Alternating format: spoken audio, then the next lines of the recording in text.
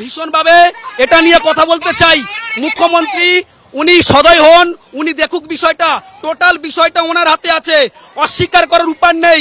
উনি মানবিক দিক থেকে যদি বিচার করে দেখেন যে এটা অন্যায় হয়েছে, ইনজাস্টিস হয়েছে, উনি সরাসরি স্বীকার করুক এবং একটা রাজ্যের মুখ্যমন্ত্রী হিসেবে উনি সুপ্রিম কোর্টে আপিল করুক, রিভিউ পিটিশন করুক যে আমার এই 18,000 যোগ্য প্রার্থী ইনজাস্টিস হয়েছে, এদের চাকরি ফিরিয়ে দেওয়া হোক।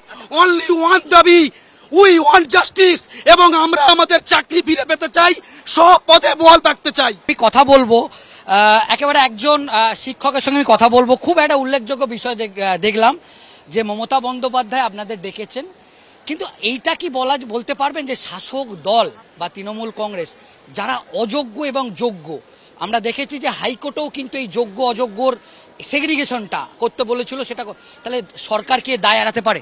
না, কখনোই নয়। এই দুর্নীতিটা তো অ্যাকচুয়ালি হয়েছে এই সরকারের আমলে। সরকার কখনোই এই দায় এড়াতে পারে না। যদি প্রকৃতপক্ষে ওরা সেগ্রিগেশনের মানসিকতা থাকতো, তাহলে হাইকোর্টে ডিভিশন বেঞ্চে যখন বিষয়টা ছিল তখনই সেগ্রিগেশন হয়ে যেত। কিন্তু সরকারের সদিচ্ছার অভাবে আজকের আমাদের এই পরিণতি, এবং এই পরিণতির জন্য বর্তমান সরকার এবং শাসক দল দায়ী।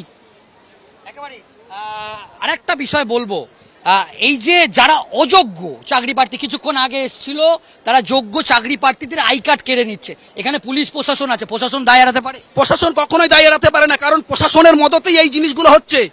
আমরা শুরুতেই বলে দিয়েছিলাম যে আজকের একটাও যদি অযোগ্য থাকে আমরা এই অভিযান বয়কট করব, আমরা নেতাজি ইন্ডোর স্টেডিয়ামে যাব না।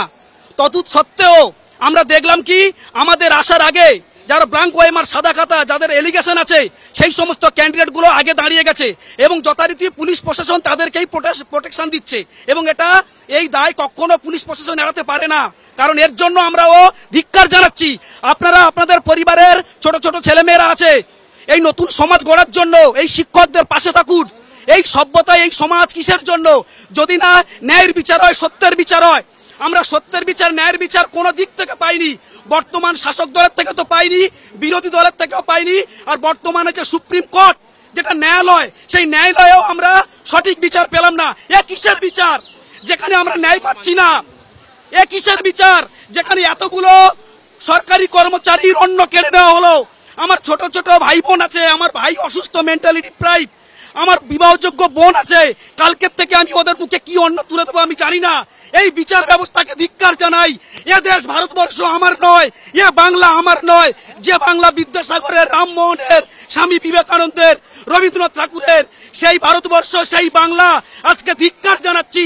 এই অন্যায় মেনে নিতে পারছি না। আজকে মুখ্যমন্ত্রী মমতা বন্দ্যোপাধ্যায়কে তো পাবেন, মুখ্যমন্ত্রী মমতা বন্দ্যোপাধ্যায়কে কি জানাবেন, আর কতটা আশাবাদী আপনার?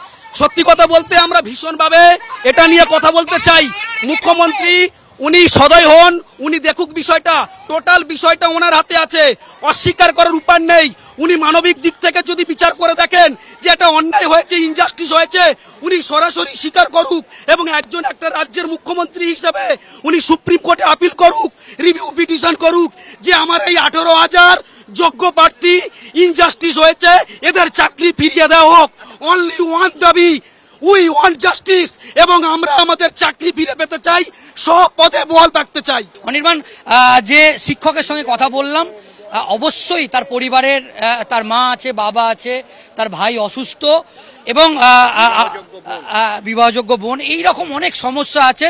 আশা করি তুমি এবার যদি অনেক শিক্ষকের সঙ্গে কথা বলো। একেবারেই তাই। দেখো এই মুহূর্তে দাঁড়িয়ে কিন্তু যত এই মুহূর্তে শিক্ষক শিক্ষিকা যাদের সঙ্গে আমরা কথা বলছি, ঠিক তত কিন্তু দুঃখ, তত ক্রোধ, তত আক্রোশ, তত কিন্তু একটা বলা যায় যে দুঃখের আবহ তৈরি হচ্ছে। কিন্তু কোথাও গিয়ে এনাদের কথাও কিন্তু শোনার প্রয়োজন রয়েছে।